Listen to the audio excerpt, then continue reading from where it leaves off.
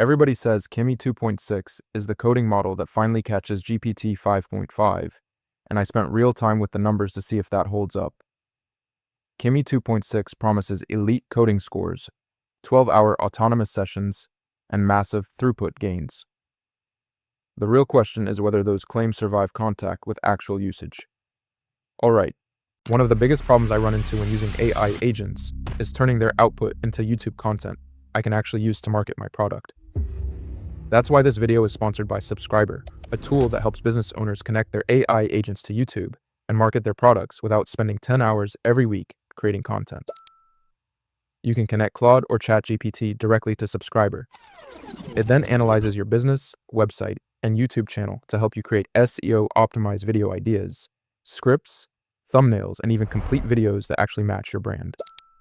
What I like most is that every week, Subscriber gives me a list of high-potential video ideas I can immediately execute, and it can even help edit videos for me, with or without my face, including videos like the one you're watching right now. It's easy to get started, and you can try Subscriber for free using the link in the description below.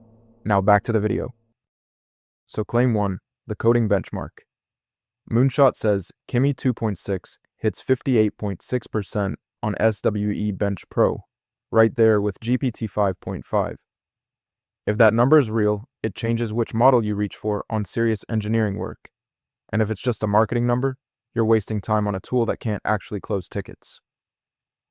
I looked at the benchmark data, and here's what the scorecards show. Kimi 2.6 at 58.6%, GPT 5.5 matching it exactly, and Claude Opus 4.6 back at 53.4%. That's a real 5.2 point gap over Claude and a 7.9 point jump over the previous Kimi generation, though these are community reported numbers, not independently verified lab results. Now, community reported benchmarks mean you can't fully rule out cherry picking on the prompt set, so treat the exact decimal as directional. But a 7.9 point single generation improvement is a real signal, and tying GPT 5.5 while beating Claude Opus 4.6 by 5 points on the same test is a meaningful coding win. Charge 1 holds up. Kimi 2.6's SWE Bench Pro score ties GPT 5.5 and beats Claude Opus 4.6 by 5.2 points, which is a real coding capability gap, not a rounding difference. That's one of one claims holding up so far. I've lived inside these tools long enough to know when a benchmark score actually changes your workflow versus when it's just a number on a blog post. Drop a comment below if you've already run into the limits I'm about to get into. Okay, so claim 2. Autonomous session length. Moonshot says Kimi 2.6 can run a 13-hour autonomous session with over 4,000 tool calls without falling over. Claude caps out around 5 hours, so if you've ever had an agent bail halfway through a big refactor, you know exactly what that cost you in time and frustration.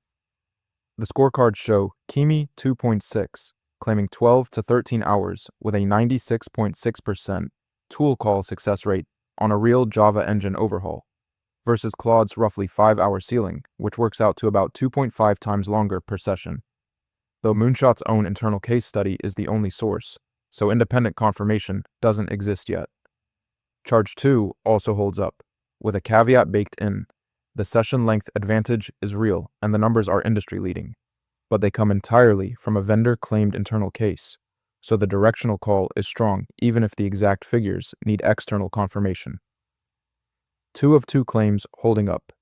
Claim 3, throughput improvement. The number Moonshot is leading with is a 185% median throughput gain, jumping from 0.43 to 1.24 million tokens per second in a single Java overhaul. That's the kind of number that looks great in a press release but can evaporate the moment you run a different workload. I had to run through this twice to make sure I was reading it right. The scorecards show a median throughput gain of nearly triple the baseline and a 133% performance throughput gain alongside it, both from the same single case study, and I couldn't find any comparable published figure from Claude to put next to it, so the gap is directional rather than head-to-head confirmed. Charge 3 holds up on the evidence that exists. That median throughput gain from a real production workload is a genuine data point, even if it's from one case study with no external replication yet. 3 of 3 claims holding up so far, and that's the coding side story done.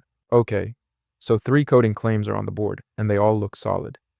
But there are 2 more charges coming, and these are the ones that could completely change whether Kimi 2.6 is actually worth your money. The pricing and reliability story is still ahead, and it's not what the benchmark headlines prepared you for. Claim 4, subscription credit value.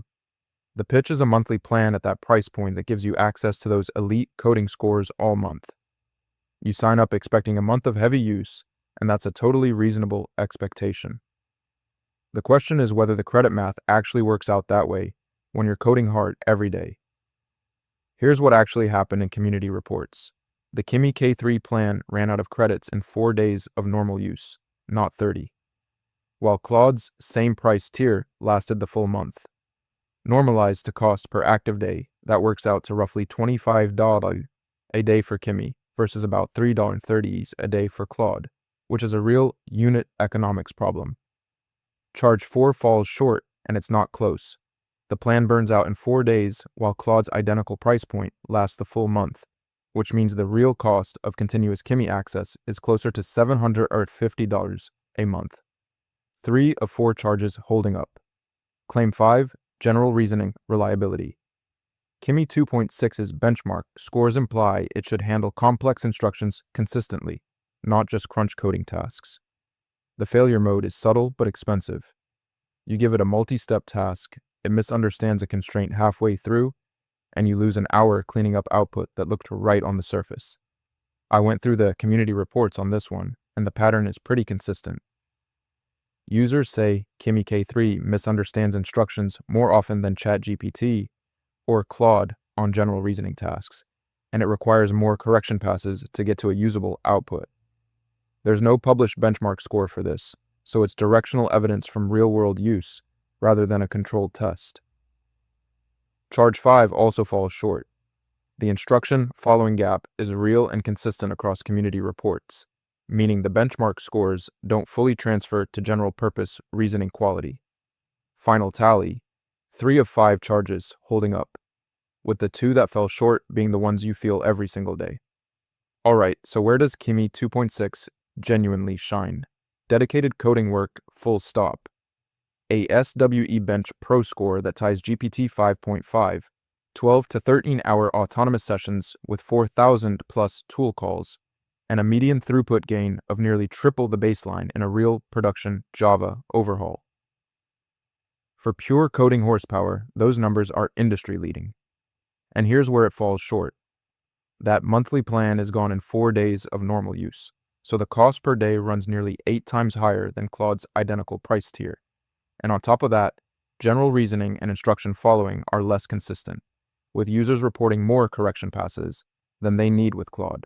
Worth it if you're a heavy coder who needs that top-tier SWE bench ceiling and can absorb the credit burn. Skip it if you need consistent general reasoning and a credit balance that actually lasts the month. 3 of 5 charges held up, but the 2 that fell short are the ones you feel every single day. One thing the marketing page doesn't mention, users are also reporting OAuth token errors and unexpected slowdowns during long autonomous sessions, which means that 96.6% tool call success rate may degrade in practice when you're running back-to-back sessions across a full workday rather than a single controlled demo run. If you're now wondering whether the previous generation is still worth running, I did a full breakdown on exactly that. Check out Kimi K2.5, still worth using in 2026, and you'll see how much of that performance gap is actually new versus what was already there before this release.